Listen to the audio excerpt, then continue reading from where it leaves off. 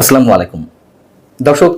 গুঞ্জন হোক কিংবা গুজব হোক, এই কথা তো বেশ কিছুদিন ধরেই শোনা যাচ্ছে যে সাবেক প্রধানমন্ত্রী দিল্লিতে অবস্থানকারী বা আওয়ামী লীগের সভানেত্রী শেখ হাসিনা যে কোনো সময় দেশে ঢুকে পড়তে পারেন।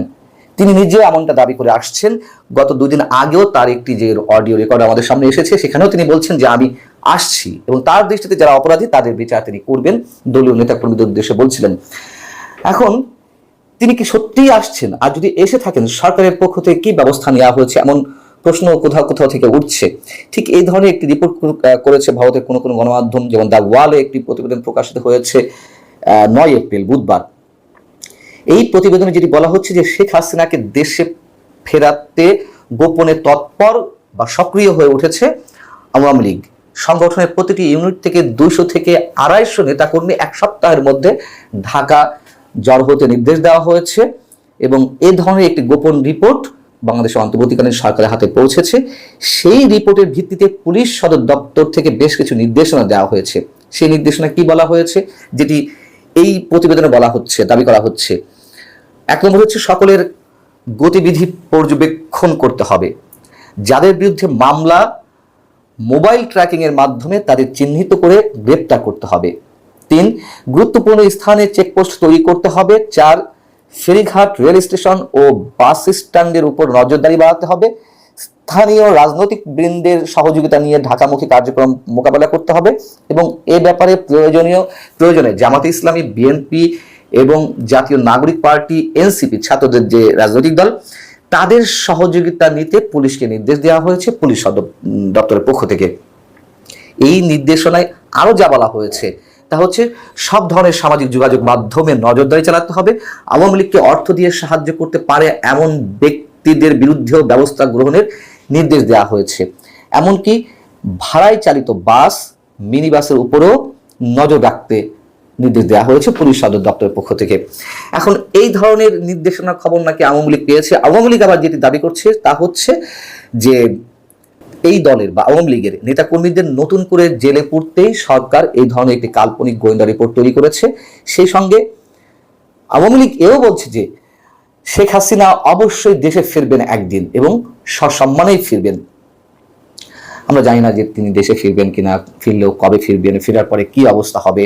যেসব গুঞ্জন গত 3-4 মাস ধরে শোনা যাচ্ছে তা আদৌ কতটা বাস্তবে প্রতিফলন ঘটবে তার, এগুলো এখনো গুঞ্জনের মধ্যেই রয়েছে, আমরা এটুকু বলতে পারি। তবে আরেকটি সিগনিফিকেন্ট খবর হচ্ছে, নিশ্চয়ই আমরা বলতে পারি বা সন্দেহ করতে পারি শেখ হাসিনা কেন্দ্রিক বা ভারত বাংলাদেশের যে সম্পর্ক এই মুহূর্তে রয়েছে সেই জায়গা থেকে এই ধরনের কোনো সিদ্ধান্ত এসেছে কিনা সে প্রশ্ন উঠতে পারে। বিষয়টি হচ্ছে যে বাংলাদেশ 2020 সাল থেকে ভারতের যে ট্রান্সশিপমেন্ট সুবিধা পাচ্ছিল সেটি বাতিল করা হয়েছে। ট্রান্সশিপমেন্ট বলতে আমরা নিশ্চয় অনেকে জানি যে, যেমন বাংলাদেশ দিয়ে যদি উদাহরণ দিই, বাংলাদেশের কিছু পণ্য ভারতের ভূখণ্ড হয়ে তৃতীয় অন্য কোনো রাষ্ট্র, নেপাল, ভুটানের মতো রাষ্ট্রগুলোতে রপ্তানি করা হচ্ছিল এবং সরাসরি যদি বাংলাদেশের পণ্যবাহী গাড়ি ভারতের ভিতর দিয়ে তৃতীয় কোনো রাষ্ট্রে যায় সেটি হবে ট্রানজিট।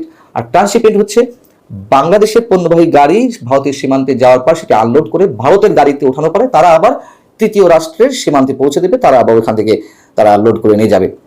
এই হচ্ছে ট্রান্সশিপমেন্ট। তো সেই সুবিধাটি বাতিল করা হয়েছে এবং এটি এমন এক সময় বাতিল করা হলো যখন গত 5-6 দিন আগে মাত্র গত শুক্রবার থাইল্যান্ডে ভারতের প্রধানমন্ত্রী এবং আমাদের প্রধান উপদেষ্টার মধ্যে যে বৈঠকটি হলো, সেই বৈঠককে কেন্দ্র করে বাংলাদেশ সরকারের পক্ষ থেকে বা বাংলাদেশ সরকারের কোনো কোনো কর্মকর্তা যে দাবি করে আসছিলেন, বিশেষ করে প্রধান উপদেষ্টা প্রেস সচিব, যে এর মধ্যে যে বাংলাদেশ ভারতের বরফ সম্পর্কে বরফ গুলেছে, তারা বা ডক্টর মোহাম্মদ ইউনূস নরেন্দ্র মোদীকে বোঝাতে সক্ষম হয়েছেন শেখ হাসিনা বাংলাদেশে অস্থিতিশীল করতে কি কি করছে। ডক্টর মোহাম্মদ ইউনূসকে যথাযোগ্য সম্মান প্রদর্শন করা হয়েছে ইত্যাদি ইত্যাদি। প্রশ্ন হচ্ছে যদি তাই হয়ে থাকে তাহলে ভারত এই মুহূর্তে এই ধরনের একটি পদক্ষেপ নেবে কেন?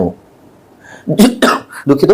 যদিও ভারতের পররাষ্ট্র মন্ত্রণালয়ের মুখপাত্র রণধীর জয়সওয়াল এই বিষয়ে সাংবাদিকদের প্রশ্নের জবাবে যেটি বলেছেন তা হচ্ছে, তিনি বলছেন বাংলাদেশে প্রদত্ত ট্রান্সশিপমেন্ট সুবিধার ফলে আমাদের বিমানবন্দর এবং বন্দরগুলোতে দীর্ঘ সময় ধরে উল্লেখযোগ্য যানজট তৈরি হয়েছিল।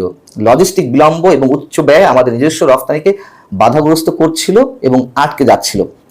হ্যাঁ, আমরা যদি জানি বাংলাদেশি পণ্যবাহী গাড়ি সেখানে বন্দরগুলোতে প্রতিদিন 20-25টি গাড়ি সেখানে পৌঁছাতো, কিছুটা যানজটের সৃষ্টি হচ্ছিল।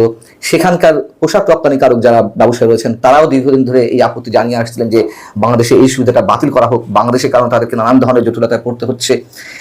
কিন্তু এই মুহূর্তে কেন, যখন বাংলাদেশ ভারতের দুই সরকার প্রধানের বৈঠক নিয়ে অনেকটা আশাবাদী হওয়ার সুযোগ তৈরি হয়েছিল কারো কারো মধ্যে, সেখানে এই ধরনের একটি সিদ্ধান্ত নেওয়াতে কি এটি মনে হচ্ছে না যে ভারত আসলেই কোনো অর্থনৈতিক চাপে বাংলাদেশকে ফেলতে যাচ্ছে বা বাংলাদেশকে বিশেষ কোনো চাপে ফেলতে যাচ্ছে? আবার এই প্রশ্ন উঠতে পারে যে ভারত থেকে তো পণ্য বাংলাদেশে আসছে, বরং শেখ হাসিনার সময় গত শেষ বছরে যে পরিমাণ পণ্য এসেছিল তার চেয়ে 17% পণ্য 2024-25 অর্থ বছরের প্রথম 9 মাসে 17% পণ্য বেশি এসেছে। ভারত তো বন্ধ করেনি পণ্য পাঠানো, যদিও পণ্য পাঠাতে গেলে তাদের তো অর্থনৈতিক ক্ষতি হবে। কিন্তু এই ধরনের কোনো বিশেষ চাপে ভারত রাখতে শুরু করেছে কিনা বাংলাদেশকে আমরা জানি না।